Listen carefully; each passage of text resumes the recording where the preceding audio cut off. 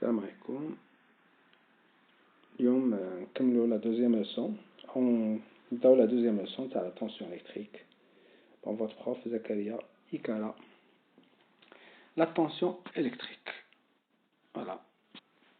La tension électrique, l'analogie électricité hydraulique. كهرباء ودارة مائية. نقارنوا ما بين الكهرباء دارة كهربائية ودارة مائية.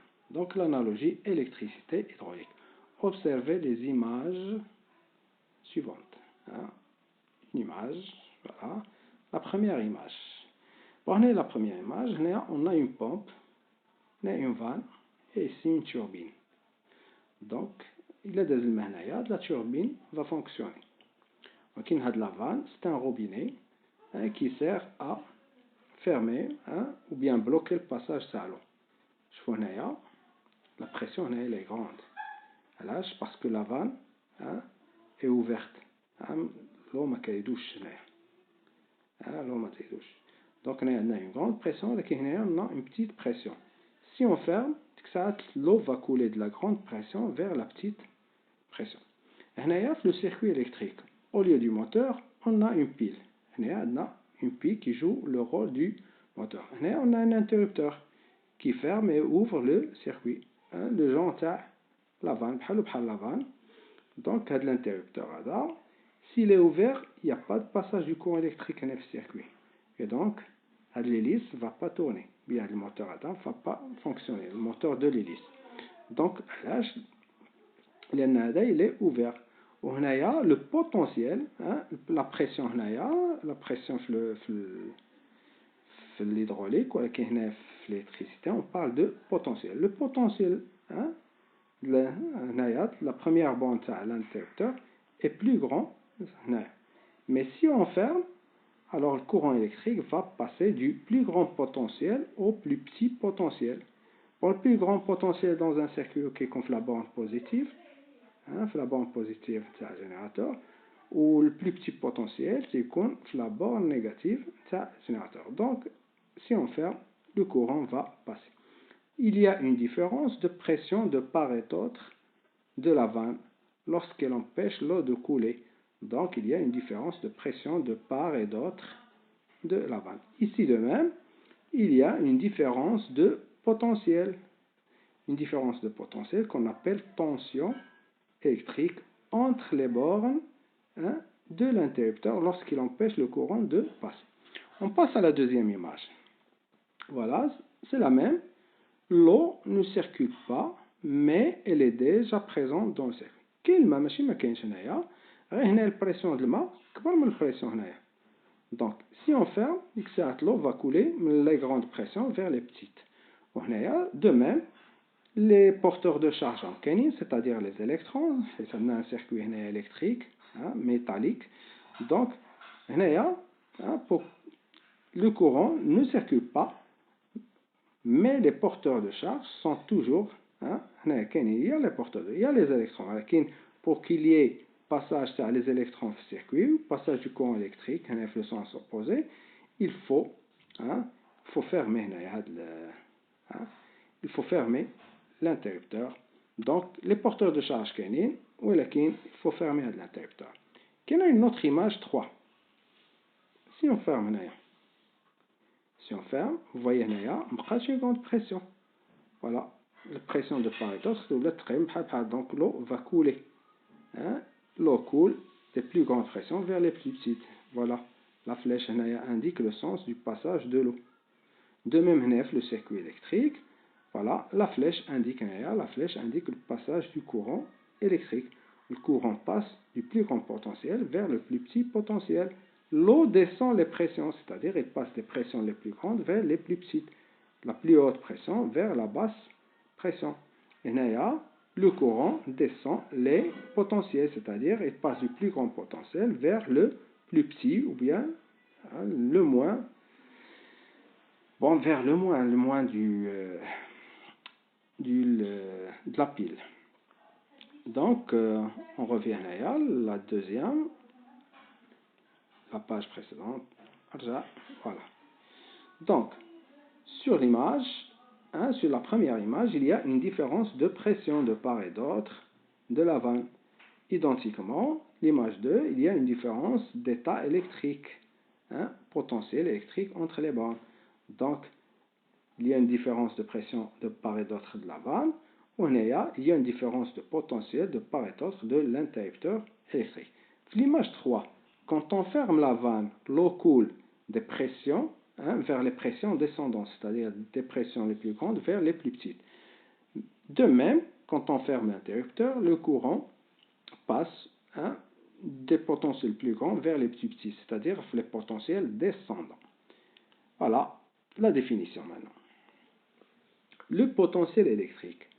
En chaque point M du circuit électrique, on associe une grandeur appelée potentiel électrique, qu'on symbolise par Vm. Au point M, on la note Vm et on l'exprime en volts, c'est-à-dire son unité, c'est le volt. Voilà, d'abord potentiel électrique, c'est un état électrique d'un point du circuit. Donc à chaque point du circuit électrique, on associe une grandeur appelée potentiel électrique et qu'on symbolise par la lettre Vm, V au point M. Bon, son unité internationale, c'est le volt. Bon, une remarque, c'est que on ne peut pas mesurer le potentiel électrique. Ce qu'on peut mesurer, c'est la différence de potentiel entre deux points. Le potentiel en un point, bon, on ne peut pas le mesurer. On verra plus tard la notion. Alors, la tension électrique. Qu'est-ce que la tension électrique? La tension électrique est égale à la différence de potentiel entre deux points. Donc, il a la tension, il faut la mesurer entre deux points. Donc, la tension UAB, c'est le potentiel en A moins le potentiel en B. UAB égale VA moins VB. VA, c'est le potentiel en A, il est en volts. VB, c'est le potentiel en B, il est aussi en volts. La tension électrique est exprimée aussi en volts parce qu'on a une différence de grandeur en volts. Donc, U aussi sera en volts. On représente la tension UAB par une flèche. Bon, on peut représenter une tension sur un circuit électrique par une flèche. Bon, l'orientation de la flèche. La flèche est orientée de B vers A. La flèche, elle est orientée de B vers A. UBA. La flèche est dirigée vers A. UAB, elle est dirigée de B vers A. UAB, elle est dirigée de B vers A. Voilà, B vers A.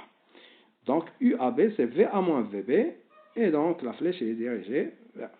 Bon, retenez bien cette méthode, bien, de représenter une tension dans un circuit électrique. On passe. Bon, la mesure de la tension électrique. Alors, pour mesurer la tension électrique, bon, il y a plusieurs appareils. Il y a le voltmètre à aiguille, il y a le voltmètre digital, et il y a l'oscilloscope. Bon, on va voir le premier appareil de mesure. C'est le voltmètre à aiguille. Bon, il ressemble beaucoup à l'ampèremètre à aiguille. Voilà. On peut mesurer la tension électrique à l'aide d'un voltmètre à aiguille qu'on doit brancher en parallèle aux bornes d'un dipôle. Donc, si on veut la tension entre deux points A et B, bien aux bornes d'un dipôle, alors il faut brancher le voltmètre en parallèle. Il faut brancher le voltmètre en parallèle au dipôle. Donc la première borne du voltmètre, la deuxième borne. Donc il faut que la borne positive du voltmètre doit être de la part du pôle positif de la pile. Voilà. Comme ou bien négatif, le pôle négatif générateur. Donc il faut toujours monter le voltmètre en dérivation avec le dipôle. Alors une remarque, c'est que le voltmètre est toujours monté en dérivation, alors que l'ampèremètre, on l'insère dans un circuit, dans un point, pour mesurer l'intensité, quand on a un point du circuit, quand on fait l'ampèremètre. Donc, pour mesurer l'intensité, on la mesure en un point. Pour mesurer la tension, on la mesure entre deux points. Voilà. Donc, l'ampèremètre sert à mesurer l'intensité en un point du circuit. Le voltmètre, il sert à mesurer la différence de potentiel entre deux points du circuit. Donc, le voltmètre doit être toujours en parallèle. Le voltmètre aiguille doit être sur plus grand calibre. Bien sûr, doit être sur plus grand calibre pour ne pas détériorer l'appareil. Et le commutateur doit être sur le continu quand on mesure une tension continue. Et sur l'alternative, si on veut mesurer une tension alternative. Voilà, during current, le courant continu, ou le commutateur, le courant alternatif, ou bien la tension alternative. Voilà. Pour mesurer la tension, il faut, bien pour calculer la tension, il faut utiliser l'équation suivante. Bon, la tension U égale le calibre utilisé fois 1, le nombre de divisions indiquées par l'aiguille, divisé par le nombre 1,0 de division du cadran utilisé. Il y a des cadrans de 0 à 30, il y a ceux de 0 à 100. Donc, c'est le calibre, et le nombre de divisions indiqué par l'aiguille, grand N, c'est le nombre de divisions du cadran utilisé. C'est tout à fait identiquement à ce qu'on a vu sur le courant électrique. Alors, l'incertitude. Bon, l'incertitude d'une mesure, toujours identiquement à l'ampèremètre, toute mesure avec un voltmètre à aiguille est accompagnée d'une incertitude qu'on appelle incertitude absolue. L'incertitude absolue delta U, c'est C, le calibre, fois la classe sur 100. Calibre, classe sur 100. La classe, elle est indiquée sur le voltmètre. Qu'est-ce qu'on a indiqué en bas ou en haut du voltmètre. Bon, une remarque, c'est que de la classe, il y a la classe le continu et la classe l'alternative. Bon, l'incertitude relative, ou bien la précision d'une mesure. L'incertitude relative d'une mesure, c'est le rapport delta U sur U. C'est le rapport delta U sur U, c'est-à-dire l'incertitude absolue, delta U, divisé par U mesure.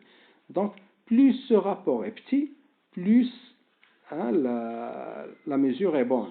Plus elle est grande, et plus la mesure est, comment dirais-je, elle est défaillante. Voilà. Alors, on passe à autre chose. Le voltmètre numérique. Bon, pour ce voltmètre-là, on n'a ni cadran ni plus rien. Donc, il donne directement la valeur de la tension électrique sur son écran. Voilà. Qu'attaque directement la valeur. Il donne directement la valeur sur son écran. Voilà. Et là, on a les deux points A et B. A et B. Voilà. Vous pouvez agrandir pour voir les points A et B si vous voulez. Voilà. Et on mesure la tension UAB. UAB. La tension UAB. Bon, la tension UAB, c'est 2,24 volts. 2,24 volts. Et là, dans ce cas-là, on va mesurer la tension UBA. AB à A. Donc, UBA. UBA, c'est-à-dire la flèche est dirigée vers B. UBA. Lisez ici, UBA c'est moins 2,24.